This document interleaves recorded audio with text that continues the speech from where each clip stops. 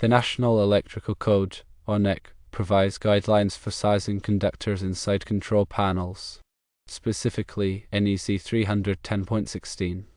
A2 allows the use of NEC 310.17, which covers open air conditions for sizing conductors inside control panels. This means that if the conditions inside the control panel meet the requirements for open air, you can use the ampacity values listed in NEC 310.17. However, NEC 310.16 A3 states that when conductors are installed in wiring ducts or raceways within control panels, the ampacity shall be calculated using table 310.16, assuming an ambient temperature not over 30 degrees Celsius or 86 degrees Fahrenheit. When it comes to conduit sizing for control wiring and power wiring inside control panels, the NEC does not explicitly state whether conduit should be sized according to NEC 310.17, which is open air, or NEC 310.16, which applies to raceways. However, we can use engineering judgment and the intent of the code to make informed decisions. When considering control wiring, it typically carries low currents, so it's unlikely to generate significant heat. Therefore, it's often reasonable to assume that the ambient temperature inside the control panel will not exceed 30 degrees Celsius. In this case, NEC 310.17 open air can be used to size the conduit for control wiring. On the other hand, power wiring carries higher currents and may generate more heat. If the control panel is not well ventilated or contains other heat generating components, the ambient temperature may exceed 30 degrees Celsius. In such cases, it is more appropriate to use NEC 310.16 raceways to size the conduit for power wiring. There are also additional considerations to keep in mind. Firstly, derating may be required for 3 or more current-carrying conductors in a raceway, as specified in Table 310.16. Secondly, the temperature rating of the terminals and the ambient temperature should always be considered. Thirdly, proper ventilation is essential to prevent overheating within the control panel. To summarize the NEC guidelines for wiring inside control panels, firstly, control wiring can typically be sized using NEC 310.17 open air. Secondly, power wiring may need to be sized using NEC 310.16 raceways if the ambient temperature exceeds 30 degrees Celsius.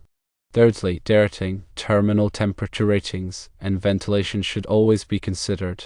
Now let's delve a bit deeper into each of these considerations, starting with the application of NEC 310.17 for control wiring. When we refer to control wiring, we're typically talking about the low voltage, low current circuits that operate relays, solenoids, and other control devices.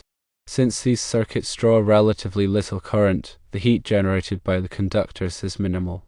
As such, the open air ampacity ratings in NEC 310.17 are often suitable. The key is to ensure that the control panel itself provides adequate ventilation to prevent the build-up of heat. If the control panel is sealed or located in a high-temperature environment, it may be necessary to use the more conservative ampacity values from NEC 310.16. Now let's consider power wiring, which involves conductors that supply power to larger loads such as motors, heaters, and power supplies. These conductors can carry substantial amounts of current, which can generate a significant amount of heat. If these power conductors are installed in a confined space, such as a conduit or wiring duct, the heat can build up and potentially damage the insulation or even create a fire hazard. As such, it's crucial to carefully consider the ambient temperature and the number of conductors in the raceway. If the ambient temperature inside the control panel is likely to exceed 30 degrees Celsius, it's essential to use the ampacity values from NEC 310.16, which are based on a 30 degrees Celsius ambient temperature. Furthermore, if there are 3 or more current-carrying conductors in the raceway, you'll need to apply the derating factors specified in Table 310.16. These derating factors reduce the allowable ampacity of the conductors to account for the increased heat generated by multiple conductors in close proximity. In addition to the ampacity and derating considerations, it's also important to ensure that the conductors are properly sized for voltage drop. Voltage drop is the reduction in voltage that occurs as electricity flows through a conductor. Excessive voltage drop can cause equipment to malfunction or fail prematurely. The NEC recommends limiting voltage drop to no more than 5% for power circuits and 3% for lighting circuits. To calculate voltage drop, you'll need to know the length of the conductor, the current flowing through the conductor, and the resistance of the conductor.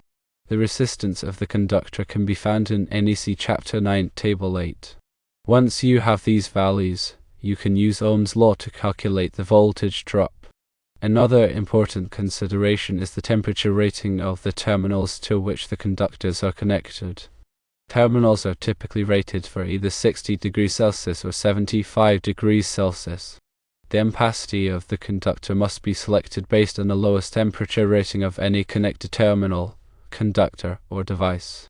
For example, if a conductor is connected to a terminal rated for 60 degrees Celsius, the ampacity of the conductor must be selected from the 60 degrees Celsius column in Table 310.16, even if the conductor itself is rated for higher temperature. Finally, proper ventilation is crucial for preventing overheating within the control panel. Control panels should be located in well-ventilated areas and should not be blocked or obstructed. If the control panel is located in a high-temperature environment, it may be necessary to install a fan or other cooling device to maintain a safe operating temperature. Now let's talk about some specific examples of how these guidelines might be applied in practice. Suppose you're sizing the control wiring for a motor starter inside a NEMA 12 control panel.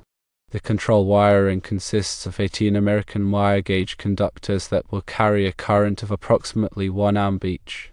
The control panel is located in a room with an ambient temperature that is not expected to exceed 30 degrees Celsius. In this case, you could likely use NEC 310.17 to size the conductors. According to NEC 310.17, 18 American wire gauge copper conductors with type TW insulation have an ampacity of 14 amps in open air. Since the actual current draw is only 1 amp, the conductors are adequately sized. Now, suppose you're sizing the power wiring for the same motor starter. The power wiring consists of 312 American wire gauge conductors that will carry a current of 20 amps each. The control panel is located in a room with an ambient temperature that is expected to exceed 30 degrees Celsius.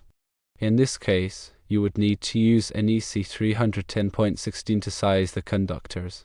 According to NEC 310.16, 12 American wire gauge copper conductors with type THHN insulation have an ampacity of 30 amps at 30 degrees Celsius.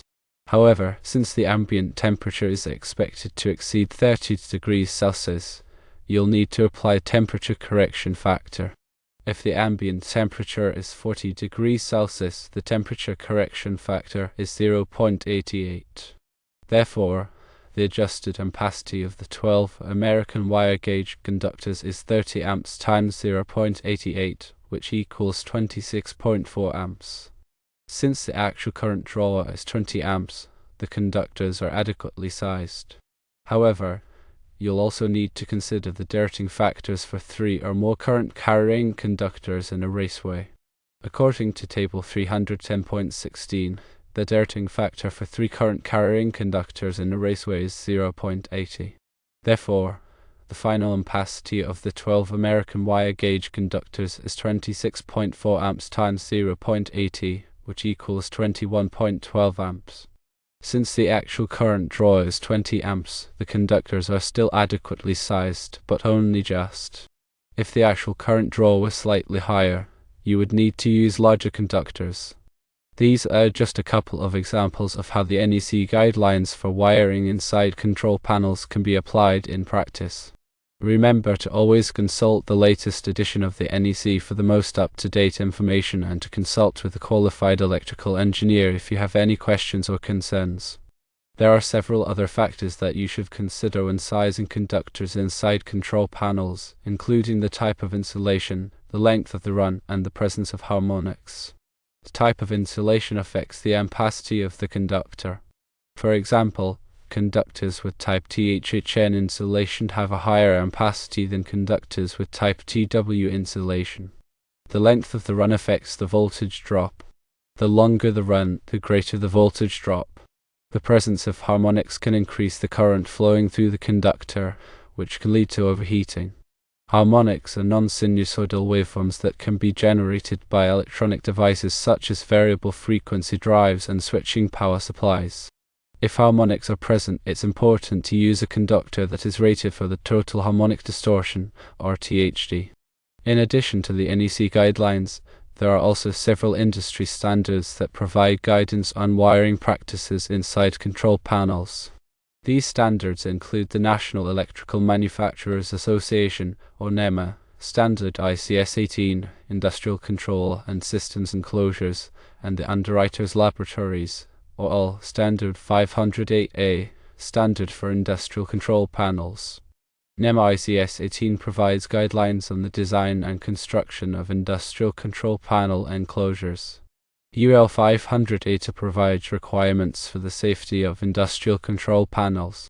These standards cover a wide range of topics, including wiring practices, component selection, and testing procedures. When designing and building control panels, it's important to be familiar with these standards and to follow their recommendations. Ultimately, the goal of proper wiring practices inside control panels is to ensure the safety and reliability of the electrical system. By following the NEC guidelines and industry standards, you can minimize the risk of electrical hazards and ensure that the control panel operates properly for many years to come. Here are some additional tips for wiring control panels. Firstly, use the correct wire size for the application. Using wire that is too small can cause overheating and voltage drop. Secondly, use the correct type of insulation for the application. Some types of insulation are more resistant to heat and moisture than others. Thirdly, properly terminate all wires. Loose connections can cause arcing and overheating. Fourthly, label all wires clearly. This will make it easier to troubleshoot problems in the future. Fifthly, use cable ties or other means to secure the wires. This will prevent the wires from rubbing against each other and causing damage. Sixthly, keep the wiring neat and organized. This will make it easier to troubleshoot problems and to add or remove components in the future. Seventhly, test the control panel thoroughly before putting it into service. This will help to identify any problems before they can cause damage or injury. By following these tips, you can help to ensure the safety and reliability of your control panels. Remember that working with electricity can be dangerous, so always take precautions and follow safe work practices. If you're not comfortable working with electricity, it is best to hire a qualified electrician to do the work. A well-designed and properly wired control panel is a critical component of any industrial electrical system. By following the guidelines and best practices outlined in this discussion, you can help to ensure that your control panels are safe, reliable, and easy to maintain. Remember to always consult the latest edition of the NEC and other relevant standards for the most up-to-date information and requirements.